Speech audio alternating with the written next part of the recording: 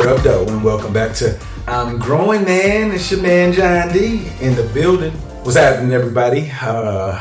Today, I decided to go on ChatGPT and ask ChatGPT what kind of question could I answer to show the world how my wife and I relationship got to where it is. Okay, so those of you that don't know, I'm an educator, but I was an administrator in Abu Dhabi. Assalamu alaikum warahmatullahi wabarakatuh. And toward the end of my contract, they changed it. And we ended up sending my wife back. But during this time, I started going on this journey with just cleansing my body. I'm always trying to get better, depending on who's around me. And at this point, nobody's really interested in the journey I'm on. So I had decided that I'm going to just do this and see what it could bring to me.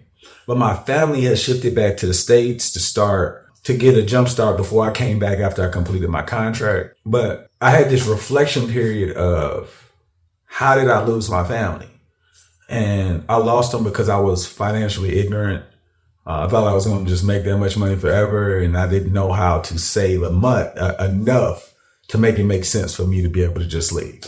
So during that period of time, I started to create a routine. Well, actually, I started to study professional athletes, specifically players in the NBA. It's my favorite sport. And I started to learn how they approached that part.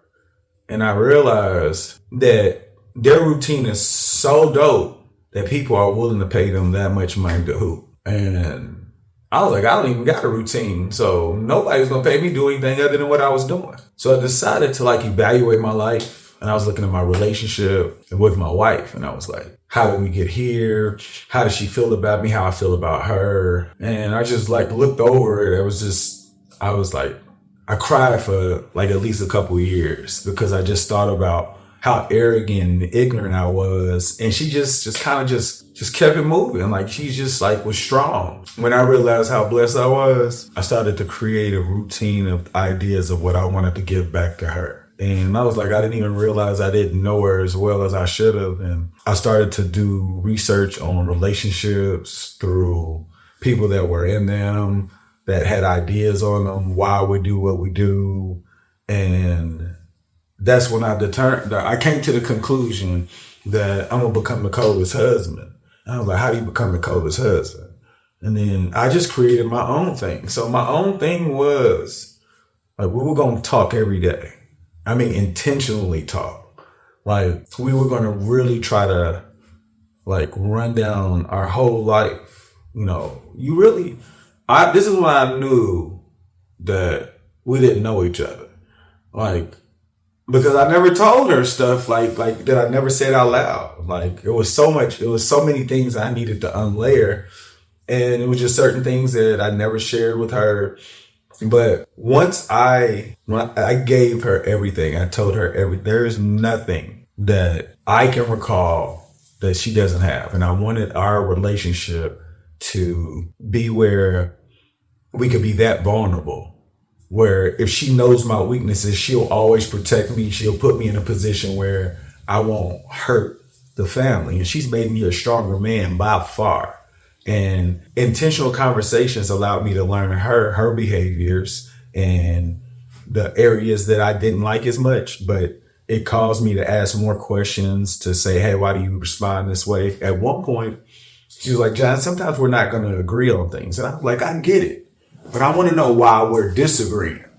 And I think that just put us, me intentionally doing that, it changed the relationship. And we even got rules. You got to come up with, you got to have rules too. So I remember in the beginning, life always, people talk about silent treatments. That should be off the table. If this is somebody you want to be with for the rest of your life, why are you doing silent treatments? You playing games? Come on. That's childish. It really is childish though. You can take it that I'm calling you childish, but I'm saying once you mature, you'll see that's childish, to give someone silent treatment, the person you're supposed to be with for the rest of your life. So it's not really name calling, it's the act. when you become vulnerable, you have to set rules because you don't want to hurt your mate on purpose. And if you don't know enough information, that can change a conversation so quick. It causes problems through triggers and people respond, tone change, everything. Communication is so important. So we have to consider how we speak to our mate. And when we talk about things, we have to be sure that we ask enough questions so we can truly understand.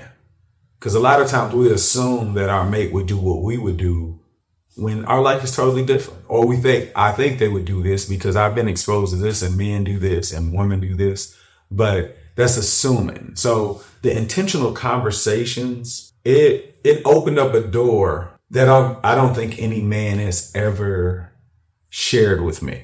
And if they did, they didn't say it where I knew how to get there. Doing this every day, this intentional conversation, you're going to learn that at some point you could enjoy each other's company and wouldn't even talk. You can watch something and you know what they're talking about, what they're thinking about, because you know how they view things. And it just changes the complexity of the conversation because you feel like you know your mate. And he was like, you come up with different ways to say, hey, have you ever considered this? What would you do during this? And it's like, it's a different type of connection because right now, since I said I was going to do that, I believe by creating those boundaries to say, hey, you can't have, if somebody says something to bother somebody, you have 2 days max. And the 2 days is for you to process.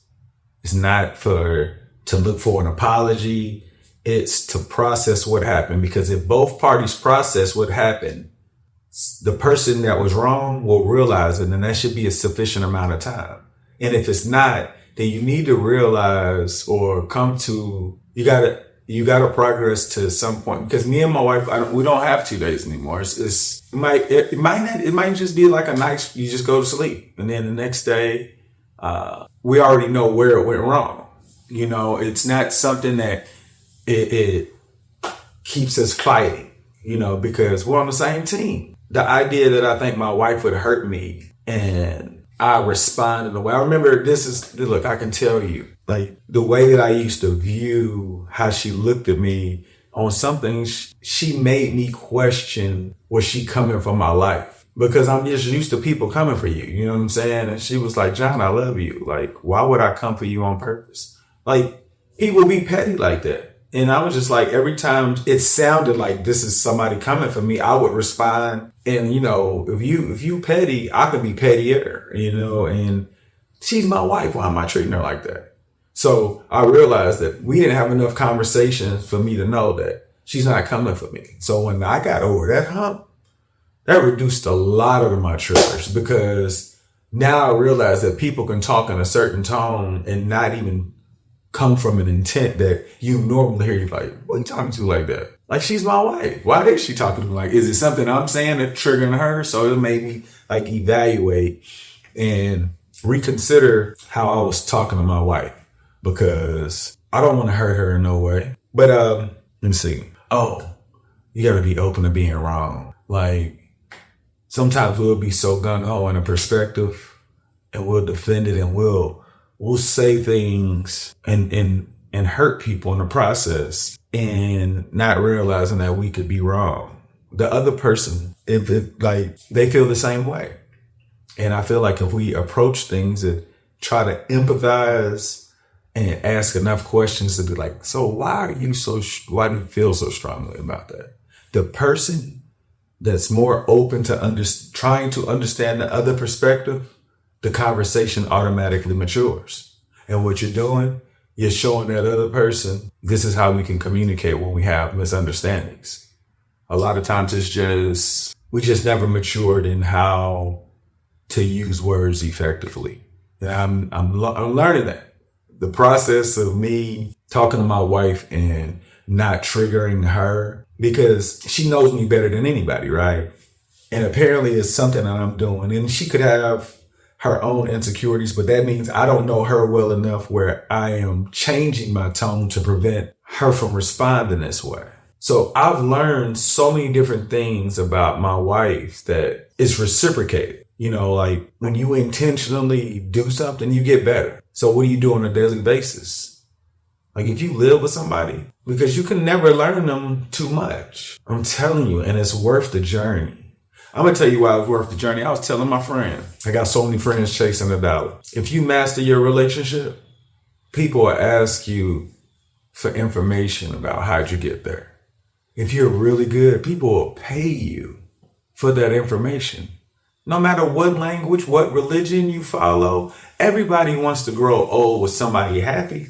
None of that other stuff matter. No matter color. All of that's just distractions. But just imagine if you're so cold in your relationship. That's an abundance of wealth that every group of people looks for. Intentional conversations where you learn your mate. That's why I say to all you people that are looking for that person, you want to do a credit check on their life. This is the person you're going to be with. If you get in this relationship, like you get a free t-shirt for doing a credit application and you mess up your credit, that's how it can be. It's a poor analogy, but you have to put yourself first, ask enough questions. Is this value? Is this worth it? Is this worth the investment? Is this person mature enough to give me what I'm looking for? Can I give them what they're looking for?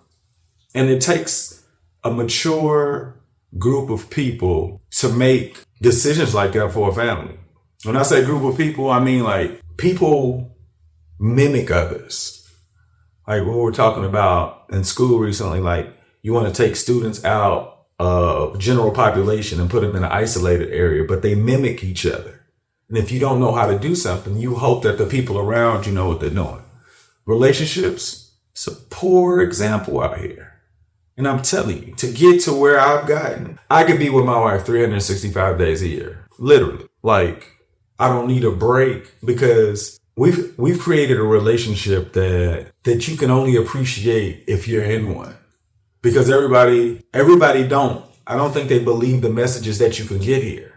But if you really want to get here, intentional conversations, you talk about the most difficult things, the uncomfortable conversations, create your rules. If you create your rules, the other person knows, somebody says something and it's triggering you, you got to be like, hey, some kind of keyword. You be like, okay, what did I do? Because you don't want it to go 1 to 100 so quick. You want some Post-it notes here. Okay, this person said this. That's the warning. Let them know, hey, last time you said this, I know it escalated to this. It's like letting them know, because sometimes you don't know that you have these practices that you can change. Just imagine if you was an effective communicator, how much you can learn about your person. I'm telling you. And I know she can vouch for this because, I know sometimes she probably don't feel like talking, but she does. She still comes around. She wants to be around. We don't have to talk, but we enjoy each other's company. We know what we enjoy on television. We know when the television is not on,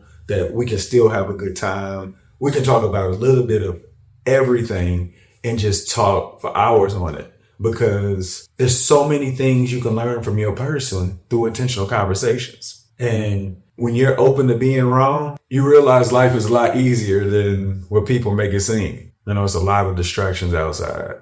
If people worked on the inside, outside would just be fun to go to. Inside, it could be something special, but you got to be careful at what you're looking at when you step outside, because a distraction will prevent you from getting to the peace that everybody want to have when they get older or grow older. They want to grow older with somebody. Nobody wants to grow old and alone. If people can say that, but it doesn't make sense. From all the messages we've heard about humans, it's all about relationship building. And then all of a sudden we have these exceptional people that says, I want to be alone. Don't make sense to me. So to me, they heard the wrong messaging. But even if they did hear the wrong messaging, majority of the people that I encounter, they want to grow old with somebody and smile and just enjoy life together. I'm almost a half a century and I'm the happiest I've ever been. And I'm telling you this, I'm not even at the peak, because it only gets better. When you do intentional work, the relationship transforms right in front of you. And you're like, hey, what? We out here. So intentional conversations, create rules and boundaries so that you guys can play safe when learning each other and be open to being wrong. every day. Use those 3 things. You'll stay inside a lot more, because I know like the different breakfasts she like, lunch, dinner, snacks, different drinks, drink mixtures, fruits. Like when you do this, you can create a beautiful experience over the course of time, because you're like, wow, I know all this information about this person and I can just give them this experience. And I'm not gonna say I haven't done that. I'm just now learning this. When I was talking, I'm like, dang, I know all of these things. I can create an experience for her that she don't even know is coming. I have this information. I know like the cheapest experience we can have, and she'd be like, she had a good time. I can so give her this experience. She'd be like, oh, he really like when you learn your person, you unlock a part of a relationship and understand why people are unhappy. And I'm not saying I know everything, but I know that if you talk to somebody every day on purpose, your relationship changes. It really changes. And I see unhappy people every day. Like I go to work. Look, they say that my school is tough. Like they pay the subs a lot of money a day. Like if I was without a job, I would definitely be there. But this is my point. I think it's the best school, one of the best schools I've ever been to. And I'm always happy there. So I'm just showing you the relationship that if I wasn't happy at home, there's no way I could be happy at work with these kids. So the relationship I built with my wife can change how you view the world. Like, I think if people are willing to do the work, 3 things. Let's try to put them in order. Like, you talk to each other, create some rules. Okay. If y'all do silent treatment, you can mature to like, okay, no more than whatever many days you feel. And as you continue to work, you won't even have to announce it. But you know, if it goes back to the max, something really triggers somebody. So somebody, through that reflection period, somebody's going to have to say, hey, I need some more time. Okay, I'm ready to talk. But you need to know rules, because you guys are learning each other. And if you all don't know the rules, you look like somebody's doing something on purpose. So create the rules, be open to being wrong. Like when you're open to being wrong, that means you're asking questions.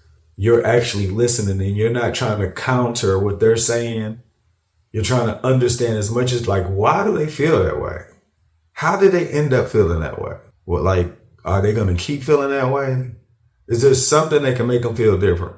Because when people say, I agree, disagree, it's because they don't have the communication skills to create the empathy for the other person to understand. So it's like the safest way to go is just okay, I'm going. And when somebody says that, typically the person who doesn't say it first, they feel defeated. So they feel like they want to say it in a different way to give them more.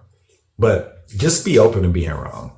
Like, it's okay in being wrong. And the last ingredient, you have to do it every day. You have to do intentional conversations every day. Like, it's 365 days in a year. And I'm trying to think, the only days that my wife and I didn't talk are the days that, like, when we were apart. Like, if she was out of town or I was here, we still communicated, but we didn't communicate like that. But every single day. But not only that, we don't just have one conversation a day. We have conversations throughout the day. Like, we get up in the morning. I'll give you an example. Like, on a Saturday morning, I feed the dogs at 6 a.m. She typically rolls out of bed about 7. We walk the dogs. We're conversing. We're not talking. We're conversing. Like, okay, what are we about to do? Well, let's shoot. So we'll shoot after we walk the dogs. And then after we shoot, we'll like, okay, well, do we have anything to do with the kids? If not, if we do, it'll probably be in the afternoon. So at this time, it's about 9 o'clock in the morning. And we'll watch something and just talk. And then we'll be with the kids in the afternoon. We'll go do something, come back, have lunch or something. And then we're together the whole day. And then Sunday, we kind of like repeat. But I have a block of time where I'm like doing lesson planning. But every day, like outside of work, is just us building this relationship. This relationship has made everything else outside of my life like. And I think everybody, I believe everybody who's in a relationship can do it. People are like, well, it's take 2 in a relationship. It takes 2 to make it work. No, it don't. It only takes one. It only takes one person. Like, if you do what you're supposed to do, like, now, and when I say that, I'm saying this: if you're in a relationship that you invested in the beginning to determine that this person was for you, opposed to like, they got this, or she looks like this, or she got that. I'm really referring to the people that's in the relationship now. And I'm talking about healthy ones. I'm not talking about any abusive relationships. An abusive relationship is anything where one of the people feel like they don't like it. It doesn't make them happy.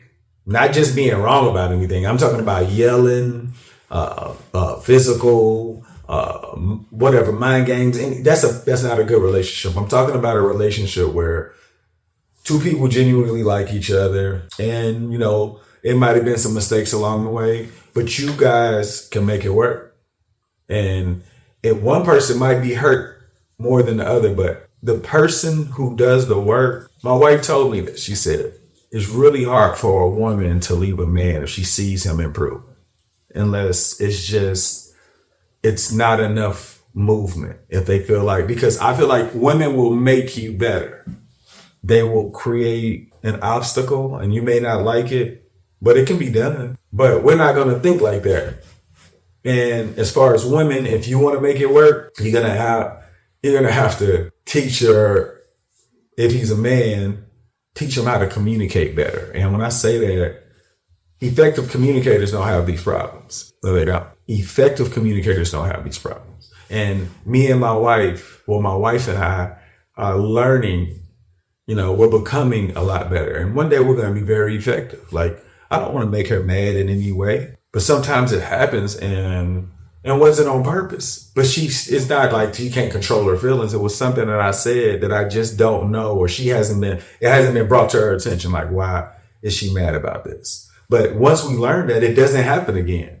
And that's one less moment that you got to worry about in the future, because like, you've already figured it out. So boundaries and rules, being open or being wrong, and intentional conversations every single day for the remainder of your existence. You'll live longer. And I'm going to prove it too.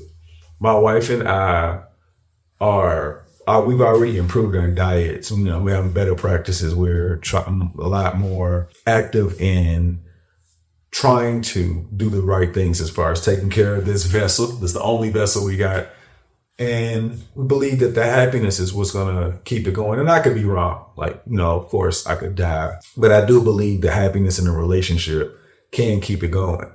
And we're going to prove it over the course of time. Of course, these videos will become more valuable because I'm talking about it now, but do those 3 things, your relationship changes and you look at life a lot differently. Y'all make today better than yesterday. Don't worry about anything you can't control.